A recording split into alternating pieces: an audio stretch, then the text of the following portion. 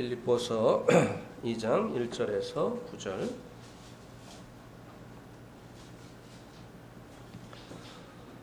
우리 교독하시겠습니다. 1절은 형제님들, 2절은 자매님들. 이렇게 1절 읽겠습니다. 그러므로 그리스도 안에 무슨 권면이나 사랑의 무슨 위로나 성령의 무슨 교제나 긍휼이나 자비가 있거든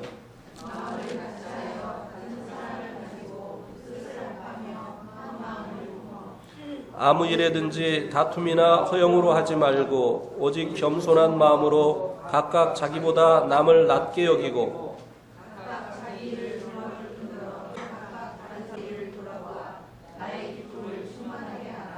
너희 안에 이 마음을 품으라. 곧 그리스도 예수의 마음이니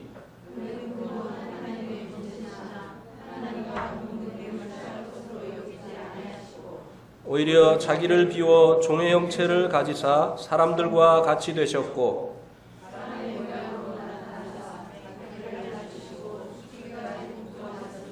예, 9절입니다. 이러므로 하나님이 그를 지극히 높여 모든 이름 위에 뛰어난 이름을 주사. 예, 9절까지입니다. 오늘 이 말씀을 통해서 나누고자 하는 말씀의 제목은 동역입니다. 왜냐하면 저는 이 말씀 속에서 동역에 대한 귀한 교훈을 받았기 때문입니다. 그래서 한 해를 마감하고 또 새해를 준비하는 오늘 이 동역에 관한 말씀을 교제하기를 원합니다.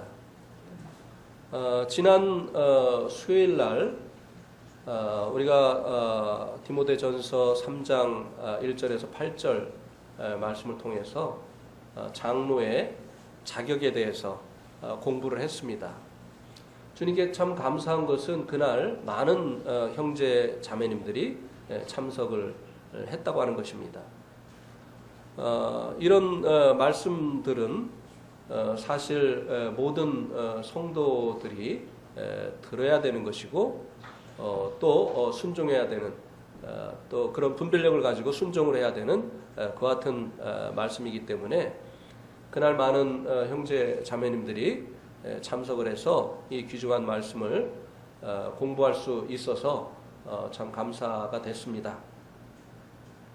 그래서 오늘 이 동역에 관한 이 말씀을 듣고 우리가 같이 교훈을 받고 그래서 새해에는 이 교훈을 받은 대로 우리가 동역을 이루어 나갔으면 좋겠습니다. 이 말씀을 살펴보면요, 2장 1절에서는 이제 일꾼들이 하는 일들에 대해서 열거해주고 있습니다.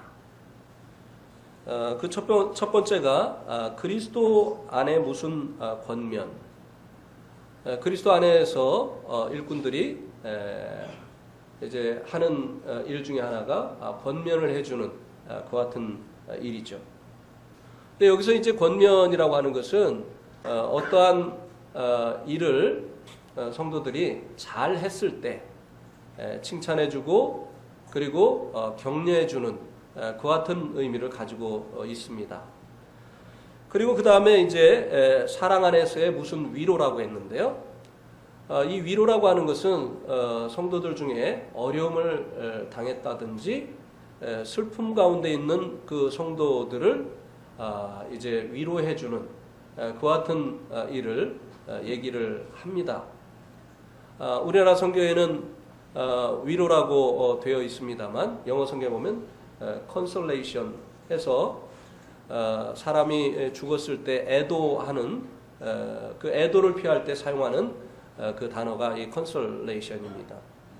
그래서 이제 어려운 일을 당한 그 성도들, 슬픔 가운데 있는 성도들을 위로하는 이와 같은 일이 또 일꾼들이 해야 될 일 중에 하나라고 하는 것이죠.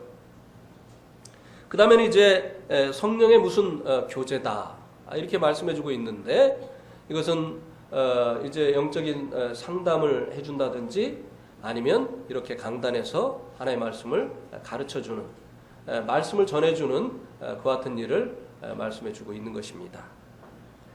그리고 이제 무슨 긍휼이나 자비가 있거든 이렇게 이제 말씀해주고 있는데요. 이제 이 긍휼하고 이 자비가 이제 그 다른 성경에는 이제 바뀌어 있습니다. 자비와 긍휼이라고 이렇게 되어 있는데, 이 자비는 이제 교회 가운데서 어떤 구제를 한다든지 도와야 될 이와 같은 일들이 있을 때 그 일을 하는 것을 이야기를 하죠.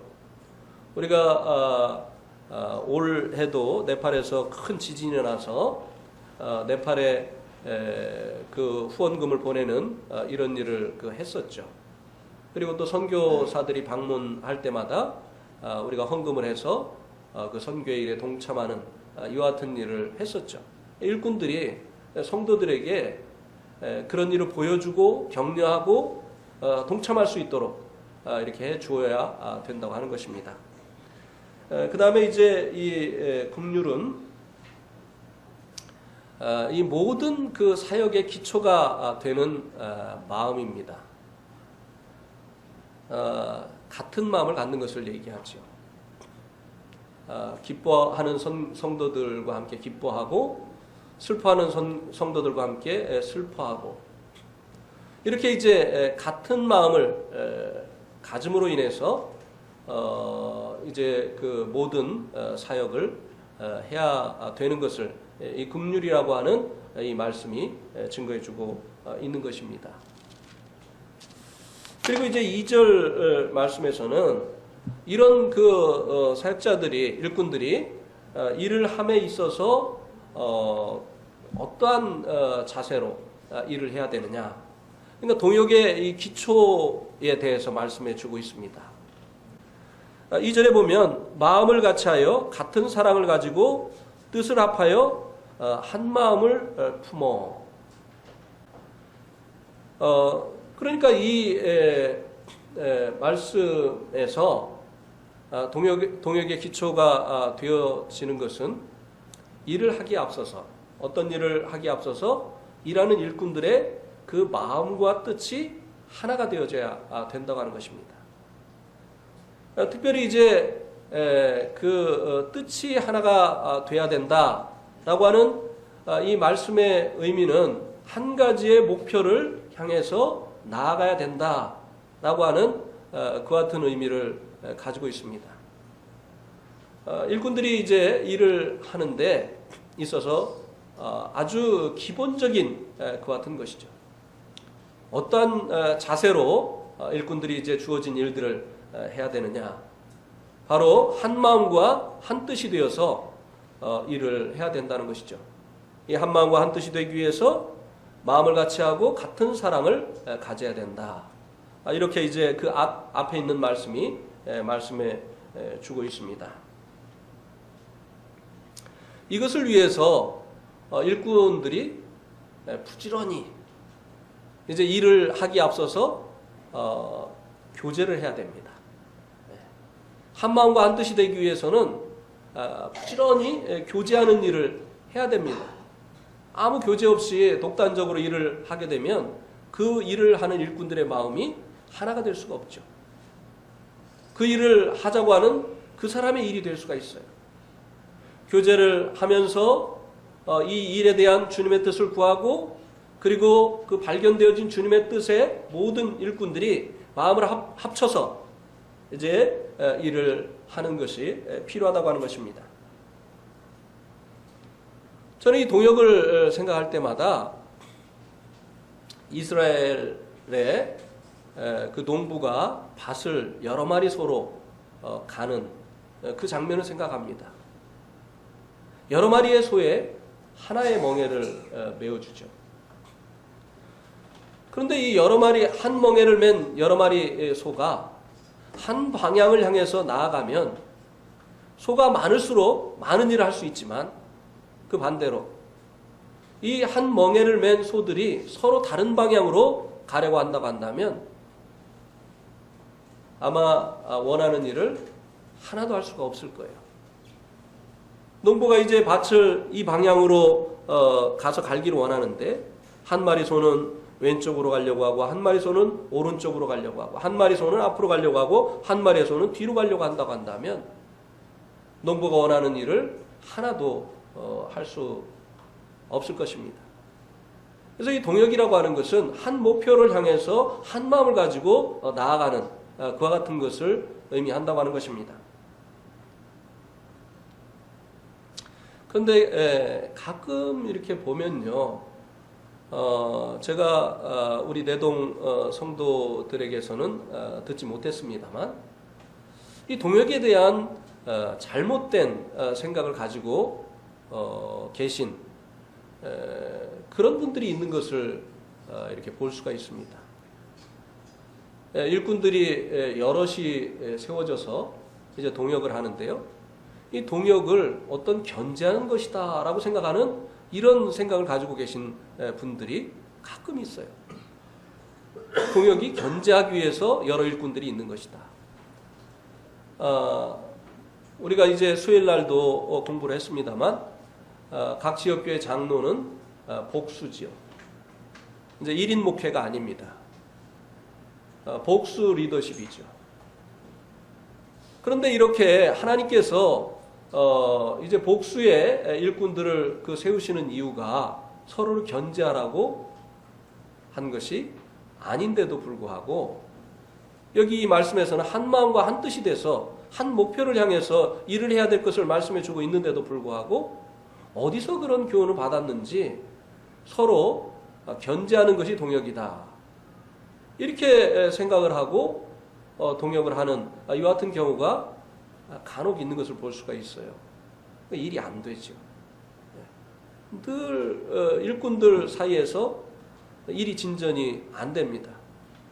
하자고 하면 하지 말자고 하고 하지 말자고 하면 하자고 하고 뭐 계속 일꾼들 사이에서 일치가 안 되니까 일이 하나도 되어지지 않는 이와 같은 경우를 볼 수가 있는데요. 이 동역은 서로 견제하는 그 같은 것이 아니라고 하는 것입니다. 물론 한 일꾼이 잘못된 생각을 가지고 있을 때 말씀을 통해서 그를 바로잡아야 되죠. 필요한 것입니다. 잠언 27장 5절 말씀을 한번 보시겠습니다. 자, 우리 같이 잠언 27장 5절 말씀을 읽겠습니다. 시작. 면책은 숨은 사랑보다 나으니라. 때로 일꾼들 중에 어떤 일꾼이 주님께로 말미암지 않은 생각을 가지고 그것을 고집하고 주장하려고 할 때 그에게 그 잘못된 것을 말씀을 통해서 보여주고 책망을 하는 것 좋은 것이라고 하는 것입니다. 우리 한번 갈라디아서 2장 11절에서 14절 말씀을 보시겠습니다. 제가 읽겠습니다. 게바가 안디옥에 이르렀을 때 책망을 받을 일이 있기로 내가 그를 대면하여 책망하였노라. 야고보에게서 온 어떤 이들이 이르기 전에 게바가 이방인들과 함께 먹다가 그들이 오매 그가 할례자들을 두려워하여 떠나 물러가매 남은 유대인들도 그와 같이 외식함으로 바나바도 그들의 외식에 유혹되었느니라. 그러므로 나는 그들이 복음의 진리를 따라 바르게 행하지 아니함을 보고 모든 자 앞에서 게바에게 이르되 내가 유대인으로서 이방인을 따르고 유대인답게 살지 아니하면서 어찌하여 억지로 이방인을 유대인답게 살게 하려느냐 하였노라. 네. 이 베드로의 외식을 보고 바울이 그를 면책을 한 것에 대해서 말씀해 주고 있죠. 네. 그가 이제 율법 아래 있지 아니하면서 율법 아래 있지 아니하니까 이방인들과 식사를 하는 것인데 이제 야고보에게서 온 사람들이 이런 것을 보고는 다시 이방인들과 식사하던 자리에서 물러가서 다시 율법 아래로 내려가는 이런 그 모습을 보인 거지요. 그래서 이제 이 일에 대해서 그 잘못 행하는 것에 대해서 이제 사도 바울이 모든 사람 앞에서 면책을 한 것을 여기 이 말씀이 증거해 주고 있습니다. 이렇게 일꾼들이 이제 어떤 일을 하다가 한 일꾼이 이제 잘못된 분별을 가지고 또 잘못된 생각을 가지고 고집을 하면 그에게, 그 당사자에게 그의 잘못된 것을 말씀을 통해서 보여주고 그리고 이제 책망을 하든지 그 권면을 해줄 수 있다고 하는 것입니다. 이것은 좋은 것이에요. 또 그를 사랑해서 나오는 그와 같은 것이죠. 그가 잘못되지 않기를 원하고 그리고 주님께 계속 쓰임받기를 원하는 이와 같은 마음에서 나오는 아주 귀한 것이죠. 그런데 그 사람, 정작 그 사람에게는 얘기를 안 하고 말이죠. 뒤에 가지고 뒷담화를 하고 그리고 여론을 형성해서 이렇게 하는 거. 이거는 그 본인을 사랑하는 것도 아니고 주님을 위하는 것도 아니고 교회를 위하는 것도 아니라고 하는 것입니다. 그래서 마귀가 하는 짓이에요. 아가서 2장 15절 시작. 우리를 위하여 여우 곧 포도원을 허는 작은 여우를 잡으라. 우리의 포도원에 꽃이 피었습니다. 포도원을 허는 작은 여우. 이 교회를 허는 이와 같은 일을 하는 사람들이 누구냐? 어떤 잘못된 일이 있을 때 먼저 그 당사자에게 얘기를 하라고 성경은 말씀해 주고 있죠. 그런데 그 당사자에게는 얘기를 안 하고 뒤에 가서 계속 이 뒷담화를 하고 말이죠. 그리고 여론을 형성해 가지고 교회에 아주 어두운 분위기를 만들어내는 이와 같은 경우, 이것이 바로 포도원을 허는, 이 교회를 허는 작은 여우의 역할을 하는 그와 같은 일이다라고 하는 것입니다. 교회가 이와 같은 일로 인해서 분열하고 나누어지고 성도들이 사랑 안에서 교제하지 못하게 되는 이와 같은 일이 발생하게 되어지는 것이죠. 왜 당당하게 정말 주님을 위하고 그 성도들을 위한다고 한다, 그 성도를 위한다고 한다면, 그 일꾼을 위한다고 한다면, 그리고 성경 말씀을 통해서 그것이 바른 분별이라고 한다면 그에게 얘기를 못하는 것이냐고 하는 것이죠. 그에게 필요한 것이잖아요.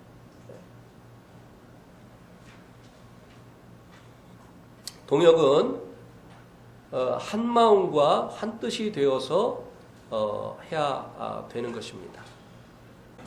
견제하고 그리고 나누고 분리하는 이와 같은 일들이 동역이 아니라고 하는 것입니다. 그렇게 되어지면 어떤 결과가 발생하느냐? 우리 한번 마태복음 12장 말씀을 보시겠습니다. 마태복음 12장 22절에서 25절 같이 읽겠습니다. 시작. 그때 귀신 들려 눈 멀고 말 못하는 사람을 데리고 왔거늘 예수께서 고쳐주심에 그 말 못하는 사람이 말하며 보게 된지라. 무리가 다 놀라 이르되 이는 다윗의 자손이 아니냐 하니 바리새인들은 듣고 이르되 이가 귀신의 왕 바알세불을 힘입지 않고는 귀신을 쫓아내지 못하느니라 하거늘 예수께서 그들의 생각을 아시고 이르시되 스스로 분쟁하는 나라마다 황폐하여질 것이요 스스로 분쟁하는 동네나 집마다 서지 못하리라. 예수님이 귀신 때문에 눈이 멀고 말 못하는 사람을 고쳐주셨죠. 그랬더니 이제 당황한 바리새인들이 이제 이 일이 귀신의 왕 바알세불로 말미암았다 이렇게 했어요. 그러니까 주님께서 스스로 분쟁하는 나라마다 서지 못한다. 어떻게 귀신의 왕 바알세불을 힘입어서 쫓아내느냐 말이죠. 귀신들도 안 하는 짓이다 이 말이에요. 스스로 분쟁하는 일은 이 귀신들도 하지 않는 그와 같은 일이다 라고 하는 것입니다. 우리가 성경을 보면요, 이 계시록에 보면 이 귀신들도 이 사단도 말이죠, 자기들의 일을 도모하기 위해서 협력하는 것을 봅니다. 그죠? 이 적그리스도 그리고 적그리스도를 돕는 다른 이 그 짐승, 그리고 또 거짓 선지자, 그들이 똘똘 뭉쳐서 이제 자기들의 그 통치를 실현하려고 하는 그 같은 일을 도모하는 것을 볼 수가 있죠. 분열하는 일, 이 같은 일은 이 사단도 하지 않는 일이에요. 적진을 분열시키는 일은 사단이 하지만, 그러나 사단도 자기들끼리는 똘똘 뭉치고 협력한다고 하는 것입니다. 그래서 예수님께서 이렇게 말씀을 하셨죠. 스스로 분쟁하는 나라마다 황폐해질 것이요, 스스로 분쟁하는 동네나 집마다 서지 못할 것이다.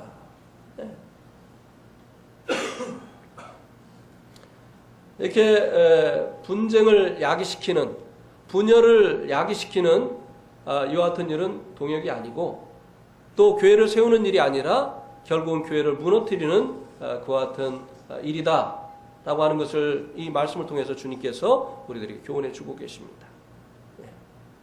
동역은 절대 견제하는 것이 아닙니다. 오히려 한 마음과 한 뜻이 되어서 한 방향으로 나아가는 그와 같은 일이다 라고 하는 것을 우리가 이 말씀을 통해서 교훈을 받게 됩니다. 그 다음에 이제 3절에서는 빌립보서 2장 3절로 돌아오시기 바랍니다. 3절 상반절에서는 동역을 위해서 피해야 될 일을 말씀해 주고 있습니다. 이 일을 피하지 아니하면 동역이 불가능해집니다. 그게 뭐냐? 3절 상반절에 보면 아무 일에든지 다툼이나 허영으로 하지 말고, 일꾼들이 위에서 나열한 그런 일들을 하는데 이 일을 하는 일꾼들이 그 일을 다툼이나 허영으로 해서는 안 된다고 하는 거예요. 동역을 하기를 원한다고 한다면 그 일을 어떤 경쟁심이라든지 자기 영광을 위해서 그 일을 해서는 안 된다고 하는 것입니다. 왜 경쟁심을 갖습니까? 자기가 높아지려고 하는 이 허영 때문이에요. 또 주님의 일을 주님의 일로 생각지 않고 자기의 일로 생각하기 때문이라고 하는 것입니다. 사람들을 주님께로 인도하기보다는 사람들이 자기 사람이 되어지기를 원하는 이 허영, 자기의 영광을 구하는 마음, 이것 때문에 경쟁심이 생기고, 그래서 그 일을 하는 그 동기가 자기를 과시하고, 그리고 사람들에게 인정받고 자신이, 그리고 사람들을 결국은 자기 사람을 만들려고 하는 그 같은 이유 때문이라고 하는 것입니다.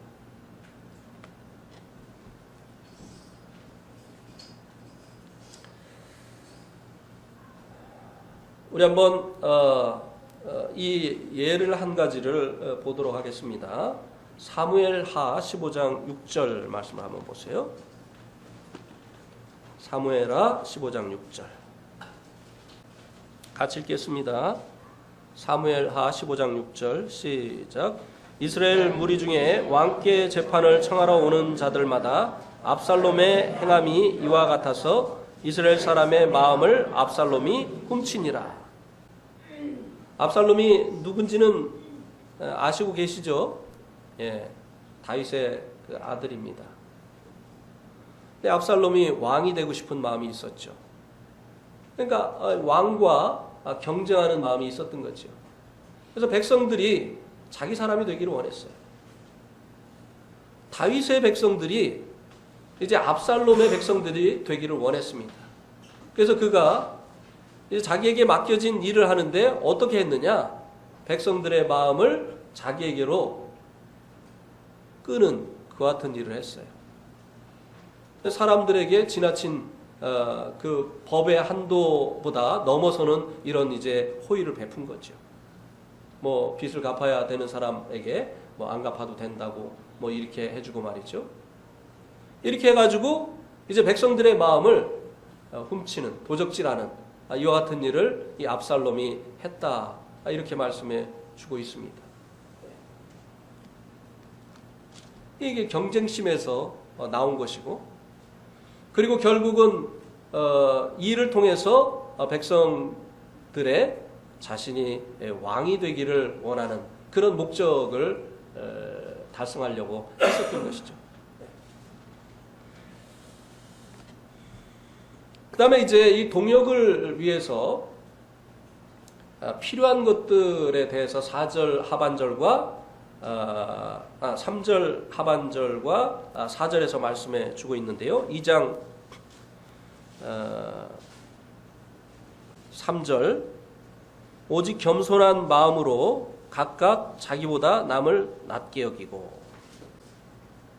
이 동역을 위해서 필요한 것이 겸손한 마음, 자기를 높이려고 하는 것이 아니라 오히려 자기를 낮추려고 하는 이 마음, 그리고 남을 나보다 낮게 여기는 것. 여기서 말씀해주고 있는 이 남이 누굴까요? 여러분, 여기 이제 2장 3절에서 말씀해주고 있는 내가 낮게 여겨야 되는 이 남이 누굴까요? 남. 누구요? 형제 자매들? 네. 형제 자매들 맞죠? 근데 구체적으로 동역하는 다른 동역자. 네. 같이 동역하고 있는 그 동역자들을 자기보다 낮게 여기는 마음을 가져야만 올바른 동역을 할 수가 있다고 하는 것입니다. 내가 너보다 낫다. 그러니까 항상 내 말을 들어야 된다. 동역자의 의견을 항상 무시하고 항상 자기의 뜻대로 되기를 원한다고 한다면 어떻게 동역이 이루어질 수 있겠어요? 상대방을 항상 존중하는, 같이 동역하는 이 동역자를 존중하는 이 마음이 있어야 된다고 하는 것입니다. 아름다운 동역을 이루기 위해서. 예. 자, 우리 한번 왕하, 열왕기하 12장 1절 2절 말씀을 한번 보시겠습니다. 같이 읽겠습니다. 시작. 예후의 제7년에 요아스가 왕이 되어 예루살렘에서 40년간 통치하니라. 그의 어머니의 이름은 시비아라. 브엘세바 사람이더라. 요아스는 제사장 여호야다가 그를 교훈하는 모든 날 동안에는 여호와 보시기에 정직히 행하였으되. 예. 다음에 11장 2, 3절을 한번 보시기 바랍니다. 제가 읽겠습니다. 요람 왕의 딸 아하시아의 누이 여호세바가 아하시아의 아들 요아스를 왕자들이 죽임을 당하는 중에서 빼내어 그와 그의 유모를 침실에 숨겨 아달랴를 피하여 죽임을 당하지 아니하게 한지라. 요아스가 그와 함께 여호와의 성전에 6년을 숨어 있는 동안에 아달랴가 나라를 다스렸더라. 예. 이 요아스가 어떻게 왕이 됐나를 이 말씀이 보여주고 있습니다. 할머니가 말이죠, 자기가 왕이 되고 싶어가지고 왕이 될 만한 자기의 그 손자들을 다 죽였어요. 그때 그 고모가 여호야다 대제사장의 부인인 이 고모가 이 요아스를 성전에 숨겨준 거예요. 6년 동안, 무려 6년 동안. 그래서 그 목숨을 부지할 수 있었고 7세가 되던 해에 그 고모부에 의해서, 여호야다 그 고모부에 의해서 왕이 됩니다. 최연소 왕이었죠. 그런데 우리가 12장 1, 2절에 보니까 이렇게 이제 어린 나이에 왕이 된 요아스가 40년 동안이나 통치를 했다는 거예요. 그가 이렇게 어린 나이에 왕이 돼서 40년 동안 비교적 성공적인 통치를 했습니다. 이렇게 성공적인 통치를 할 수 있었던 그 비결이 어디에 있느냐면 2절에 보니까 요아스는 제사장 여호야다가 그를 교훈하는 날 동안에 여호와 보시기에 정직히 행하였다. 하나님 보시기에 정직히 행했기 때문에 하나님께서 그를 후원하신 거죠. 그래서 비교적 오랜 기간 동안 통치를 할 수 있었고 성공적인 이 통치를 할 수 있었다고 하는 것입니다. 그런데 그가 어떻게 하나님 앞에 정직히 행할 수가 있었느냐? 그 고모부인 여호야다가 그를 가르쳤기 때문이다 라고 말씀해주고 있죠. 이 여호야다 그리고 이 요아스 좋은 동역의 예를 보여주고 있습니다. 이 요아스가 여호야다의 그 교훈을 달게 받았다고 하는 것을 이 말씀을 통해서 우리가 알 수 있게 되죠. 왕인 요아스가 제사장의 그 교훈을 달게 받았어요. 감히 왕인 나를 가르치려고 해? 내가 1인자인데 이런 생각을 갖지 않고 늘 그 교훈을 주는 것을 달게 받고 그것이 하나님의 뜻이면 순종하려고 하는 이와 같은 자세로 하나님께서 자기에게 맡기신 그 일을 감당을 했었던 것이죠. 그래서 하나님께서 후원하셨던 것이고, 요아스가 어떻게 왕인데도 불구하고 이런 마음을 가질 수 있었겠느냐고 하는 것이에요. 여호야다가 늘 자기를 왕으로 존중을 해주는 이와 같은 것을 알았기 때문입니다.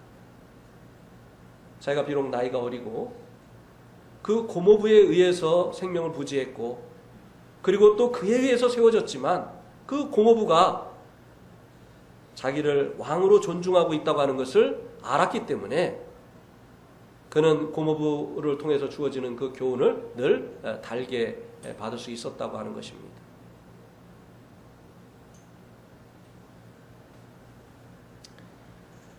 이 여호야다의 마음속에 어리지만 그 왕 요아스를 자기보다 낮게 여기는 이와 같은 마음이 있었던 것이죠.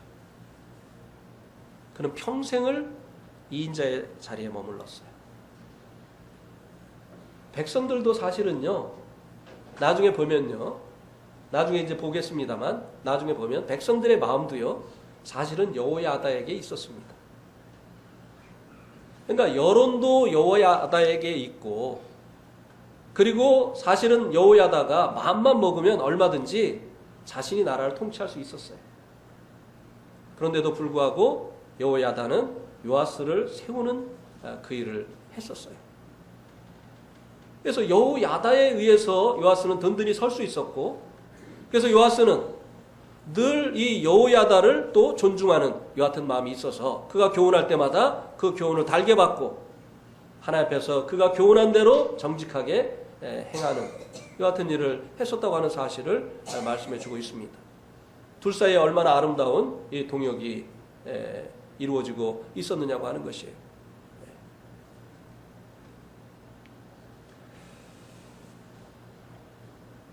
그 다음에 이제 4절에 보면 빌립보서 2장 4절 동역을 위해서 필요한 것, 각각 자기 일을 돌아볼 뿐더러 또한 각각 다른 사람의 일을 돌아보아 나의 기쁨을 충만하게 하라. 여기 이제 여기 말씀에서 말씀해 주고자 하는 것은 무엇인가 하면요, 사람은 누구나요 자기의 일에 대해서 관심이 많습니다. 또 자기의 그 일에 대해서 다른 사람들이 다 관심 가져주기를 원하죠. 대화를 할 때도 그렇잖아요. 내가 어떤 얘기를 하는데 사람들이 안 들어. 그래 목소리를 높이죠. 아니 잠깐 좀 들어봐. 막 이렇게 하면서 자기가 하는 그 말을 사람들이 들어주기를 원하죠. 예. 근데 막 목소리를 높여서 하는데도 자기 얘기를 안 들어주면 어떻게 해요? 예. 우리 이제 자매님들은 삐지죠. 예. 그래서 나 이제 말 안 해. 예? 이렇게 하고 우리 형제님들은 이제 화를 내죠. 이제. 아니 사람이 말을 했는데 좀 들어봐야지. 사람이 자기의 일에 대해서 관심이 참 많아요. 그런 만큼 자기 일에 대해서 관심이 많은 만큼 다른 사람의 일에 대해서는 관심이 없어요. 그러니까 이게 동역이 안 되는 이유예요. 그래서 좋은 동역을 이루기 위해서는 자기의 일을 돌아볼 뿐더러 다른 사람의 일을 돌아보라. 여기 돌아보라는 말이 영어에 interesting이라고 되어 있어요. 관심을 가져라. 내 일에 대해서 내가 관심 갖는 것만큼 다른 사람들의 일에 대해서도 관심을 가지라는 거예요. 그래야지 동역이 되죠. 네.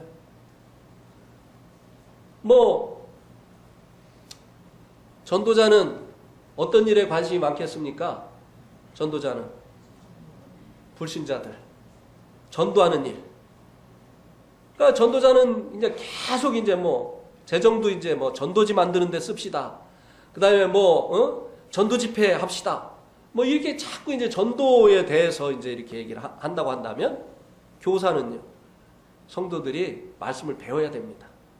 우리 성경 공부 교재도 좀 마련을 하고 그리고 이 성경 공부하는 시간도 좀 더 늘리고 뭐 이러면서 이제 계속 이제 이 교사는 성도들을 이제 가르치는 또 성도들이 공부하는 이와 같은 일에 관심을 많이 갖죠.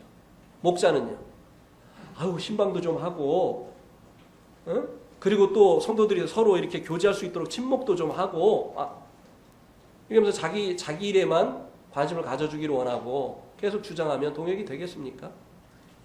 서로의 일에 관심을 가져야만 동역이 되어진다고 하는 것입니다. 예. 그래서 여기 그것을 말씀해 주고 있는 거예요.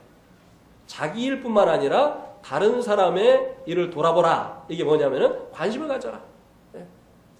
내 일에 대한 사실은 좋은 동역이 이루어지려면요. 내 일에 대한 관심보다 다른 동역자의 일에 더 관심을 가져야 되는 거예요. 그러면 이제 아름다운 동역이 이루어지죠. 뭐 자기가 관심을 받고 있고 그리고 존중을 받고 있다고 하는 그 같은 생각을 갖고 있는데 왜 동역을 안 하겠어요? 왜 헌신을 안 하겠습니까? 다 드려도 아깝지 않죠. 그래서 이제 이런 일들을 통해서 사도 바울이 나의 기쁨을 충만하게 하라. 이 교회를 돕는 입장에 있다가 보면요. 제가 이제 네팔에서 그런 것을 경험을 했는데요.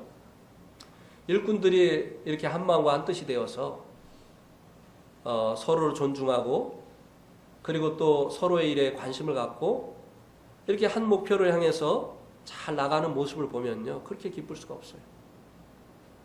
근데 그 반대로 일꾼들이 서로 자기를 세우려고 하고 상대방을 깎아내리고 그리고 자기의 그 일에 대해서만 관철을 시키려고 하고 안 되면은 또 뒤에서 뒷담화하고 여론을 형성하고 그래가지고 또 그것을 가지고 오고 두고 이렇게 계속 하는 이런 모습을 보면요. 참 마음이 아파요. 아우 저 형제 언제 성숙하려고 저렇게 하지? 교회가 자기 교회가 아닌데 주님의 교회인데 왜 자기 뜻대로 저렇게 하려고 하는가? 때로는 양보도 하고 주님의 뜻을 구하고 그리고 그 뜻에 대해서 순종을 해야 되는데 늘 자기 뜻대로 되기를 원하는 그래서 포기를 해도 달게 포기를 안 하는 자기 뜻대로 안 되는 경우가 있으면 달게 포기를 안 하는 포기를 하고 나가지고 아주 힘들어하고 이런 모습을 보면 참 마음이 아프죠. 그러나 이 빌립보 교회는 두 자매만 빼놓고 아주 비교적 동역을 잘하는 그런 교회였기 때문에 사도 바울의 마음속에 이들을 생각할 때마다 기쁨이 있었던 것입니다. 그러나 이 교회에도 두 자매에게 문제가 있었어요. 그래서 사실은 이제 이 문제가 교회에 적지 않은 문제가 되고 있었기 때문에 에바브라 디도를 통해서 이제 이 소식을 들은 사도 바울이 그 문제를 바로잡고 싶은 이런 마음에서 이것을 쓰지 않았는가 하는 그런 생각을 해볼 수 있게 됩니다. 우리 한번 4장 2절 한번 보세요.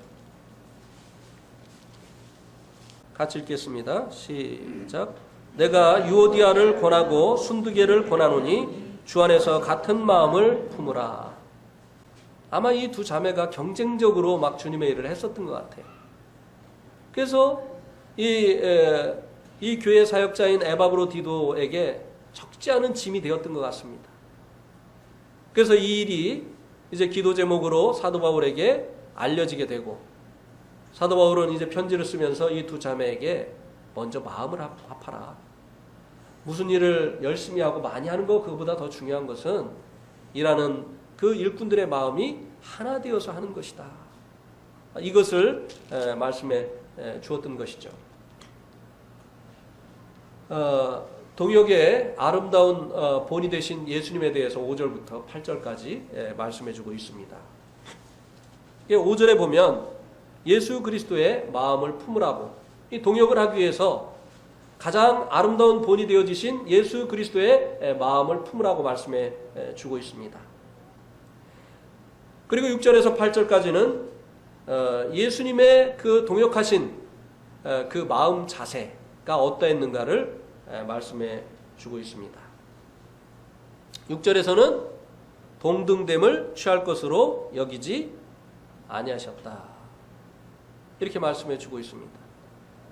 주님께서 아버지 하나님과 이 동역을 하시기 위해서 아버지 하나님과 자신을 동등됨으로 취할 것으로 여기지 아니하셨다는 거예요.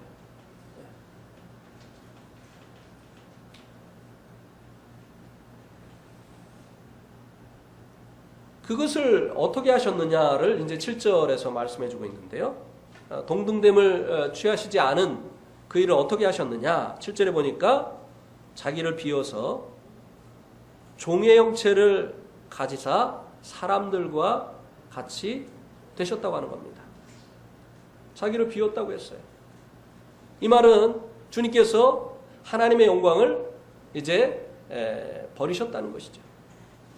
하나님으로서의 그 영광을 버리시고 이제 예수님께서 성부 하나님의 종이 되시기로, 이제 동등 되신 그 성부 하나님이 자기의 주인이 되시도록, 자기는 종이 되도록 하는 그 자리를 주님께서 취하셨다고 하는 것입니다.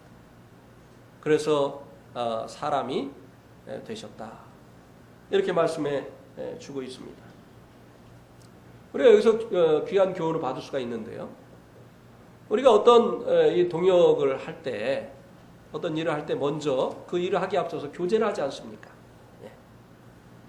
이제 이 교제를 할 때 일을 이제 어떻게 할 것이냐, 또 누가 할 것이냐, 뭐 이런 것들을 우리가 상의하기 위해서 이제 교제를 하는데, 이 교제를 할 때 중요한 게 있습니다. 이 말씀을 통해서 우리가 교훈받을 수 있는 건데요. 그게 뭐냐? 이 일은 내가 해야 돼. 그리고 이 일은 이렇게 해야 돼. 라고 하는 이 마음을 비워야 된다는 거예요. 다 그러면은 절대 좋은 결과로 돌출할 수가 없어요. 회의하면 맨날 싸우는 거죠. 왜? 다 자기가 해야 된다고. 그리고 또 이렇게 해야 된다고 주장을 하니까 회의를 하면 늘 이제 다툼이 일어날 수밖에 없는 겁니다. 그래서 이 동역을 위해서 어떤 상의를 할 때는 마음을 비워야 돼요.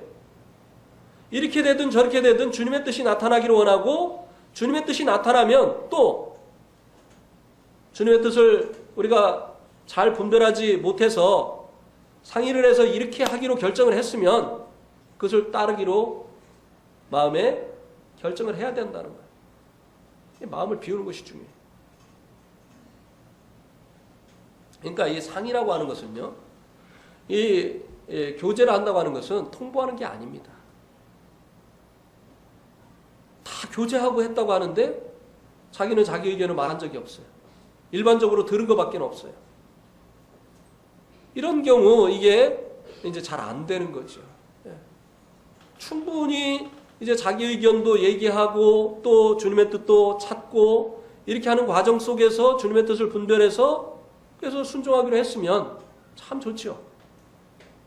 그런데 한 사람이 이건 이렇게 합시다. 그리고 또 누가 하십시오. 이렇게 하고 이제 통보를 해버리고 나서 교제했다고 하면 이제 같은 동역자 입장에서는 무슨 그게 교제냐, 그 일방적인 통보지, 그 명령이지, 이렇게 되어 버리는 것이죠. 그래서 교제가 필요하고 이 교제를 할 때 필요한 것은 자기를 비워야 돼요.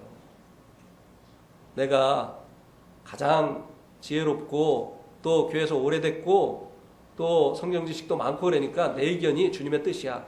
이런 생각 버려야 됩니다. 다만 주님의 뜻을 구하고 주님의 뜻에 순종하려고 하는 이런 마음 자세가 필요하다고 하는 것입니다. 물론 뭐 아무 생각도 없이 그냥 와가지고 하라고 하면 또 아무 말도 안 하잖아요. 또 그건 아니죠. 네. 주님 앞에서 나름대로 기도하고 그 일에 대한 그 주님의 뜻을 생각해보고 이렇게 해서 그런 것들을 내려놓고 교제하면서 확실한 주님의 뜻을 구하는 것이 필요하고, 그리고 그것이 이제 결정되면 내 의견과 다른 결정이 되어졌다 할지라도 뒷담화 안 하기. 또 갔다 와가지고 뒤집지 않기. 이거 지켜줘야 돼요. 네. 거기서 아주 그냥 잘 교제해가지고 그리고 주님의 뜻이 이것이라고 하고 이렇게 하기로 결정을 해놓고 집에 갔다 가지고 홀딱 뒤집는 거. 이건 동역을 깨트리는 거예요. 그리고 또 그렇게 해놓고 그렇게 하기로 해놓고 뒤에 가가지고 나는 그 의견이 달랐다고 하면서 그렇게 하면 안 된다고 하고 막 이렇게 계속 이렇게 하면요. 진짜 이 동역자도 사람인지라 머리 아파요. 그러면 참 어렵습니다. 하여튼 우리가 새해부터 어떤 주님의 일을 할 때 이런 일을 좀 씻어냅시다. 지금까지 잘해 오셨지만 앞으로 더 잘하기 위해서 충분히 그 교제할 때는 자기 의견을 얘기하고 교제하고 그리고 결정되어지면 그것에 순종하는 거예요. 주님이 특별하게 말씀하시지 않는 이상 집에 갔다 와서 뒤집기 없기. 예. 또 결정해놓고 두고 그 얘기하기 없기. 아시겠죠? 아멘. 한 분만 하셨어요. 그 다음에 이제 의견이 일치하지 않는 경우 있잖아요. 계속 교제를 하는데도 의견이 일치하지 않는 경우가 있죠. 이때는 어떻게 해야 됩니까? 네, 기도합시다. 주님의 한 마음을 주실 때까지 우리 기도합시다. 그렇게 하는 게 좋아요. 그런데 의견이 일치되지 않은 것을 진행을 하게 되면 이제 두 그룹으로 나누어지는 거예요. 하는 그룹과 방관하는 그룹. 나는 그거 원치 않았어. 그러니까 의견이 일치하지 않을 때는요, 기도해야 돼요. 그리고 기다려야 됩니다. 의견이 일치가 되어졌을 때 이제 그때 그 일을 진행하는 것이 이 동역입니다. 혼자 하는 거면 뭐 상관없죠. 그러나 이 동역이라고 하는 것은 의견을 일치하고 그리고 한 마음이 되어서 해야 되는 그 같은 일이라고 하는 것입니다. 자, 이 동역이 잘 안 돼서 일어난 결과를 한 군데 좀 찾아보겠습니다. 사도행전 15장 36절에서 40절. 제가 읽겠습니다. 며칠 후에 바울이 바나바더러 말하되 우리가 주의 말씀을 전한 각 성으로 다시 가서 형제들이 어떤가 방문하고자 하고 바나바는 마가라 하는 요한도 데리고 가자고 하나 바울은 밤빌리아에서 자기들을 떠나 함께 일하러 가지 아니한 자를 데리고 가는 것이 옳지 않다 하여 서로 심히 다투어 피차 갈라서니 바나바는 마가를 데리고 배 타고 구브로로 가고 바울은 실라를 택한 후에 형제들에게 주의 은혜 부탁함을 받고 떠나. 자, 이 아름다운 성경의 동역을 보여준 대표적인 두 사람이 있다고 한다면 바울과 바나바입니다. 그런데 그 아름다운 동역을 보여주던 두 사람의 이 동역이 깨져버렸어요. 무슨 문제 때문에요? 마가 요한을 이 선교 여행에 데려가느냐 마느냐 하는 이 문제 때문에 의견이 일치하지 않았어요. 근데 이제 그 바나바가 의견이 일치하지 않았는데도 데리고 가자고 주장을 해버리니까 두 사람이 이제 서로 갈라서게 되어지는 이런 결과가 일어나게 됐죠. 의견이 일치하지 않을 때는 기다려야 되는 것이고 또 기도해야 되는 것이죠. 그렇지 않으면 이 동역이 깨지는 것이고 그리고 이로 인해서 얻는 유익보다 해가 더 많이 일어나게 된다고 하는 것입니다. 저는 과거에요. 잘못된 교훈을 받았었어요. 어떤 교훈을 받았느냐? 주님의 일을 하다 보면 무슨 일을 하자고 하면 꼭 이 교회나 이런 그 여러 사람이 모인 단체는 찬성하는 그룹과 반대하는 그룹이 생긴다는 거예요. 그러면 찬성하는 그룹과 반대하는 그룹이 생기면 어떻게 해야 되느냐? 둘 중에 어디가 영적이냐를 보고 영적인 그룹을 이끌고 나가면 된다는 거예요. 처음에 그렇게 교훈을 받았어요. 그러니까 항상 그 모임의 방관자와 그리고 열심 내는 이 두 그룹이 생겼어요. 제가 일하는 그 모든 곳에서는. 근데 이 빌립보서 공부를 하면서 그 교훈이 성경적인 교훈이 아니라고 하는 것을 알게 됐습니다. 그래서 그 다음부터는 이제 어떤 일을 하는 것보다 더 중요한 것은 일꾼들의 마음이 하나가 되어지는 거다. 그래서 한 마음과 한 뜻이 되어서 나가는 것이다 라고 하는 것을 알게 되어졌죠. 그래서 일꾼들의 마음이 하나가 안 되면 안 하는 거예요. 차라리 해가지고 어려움이 될 일을 왜 합니까? 하나가 되어서 하는 것이 이것이 이제 동역의 아주 기본이다 라고 하는 것을 제가 말씀을 드리고 또 말씀을 드립니다.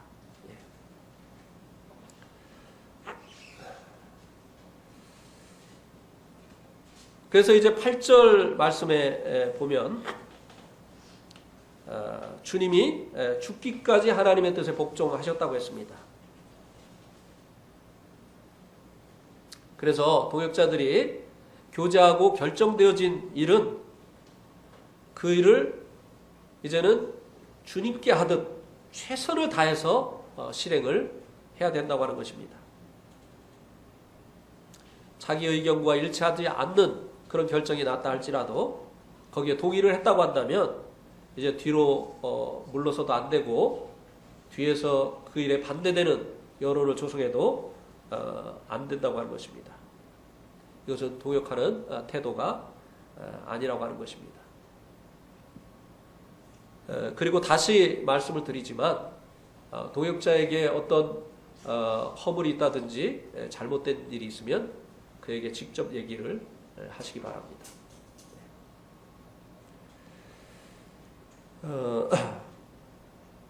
그리고 마지막으로 9절에 동역의 결과인데요.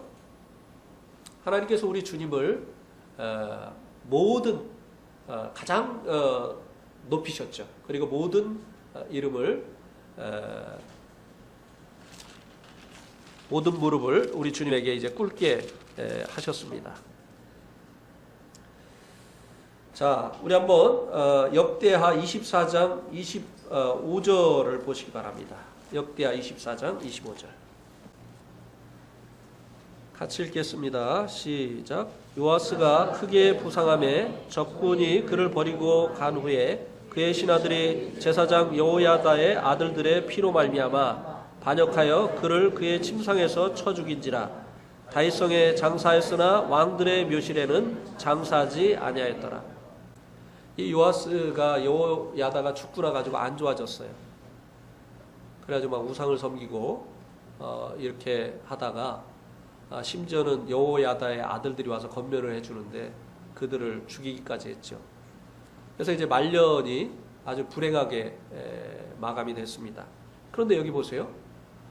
요아스가 죽고 나가지고 다윗의 묘실에 장사를 지냈는데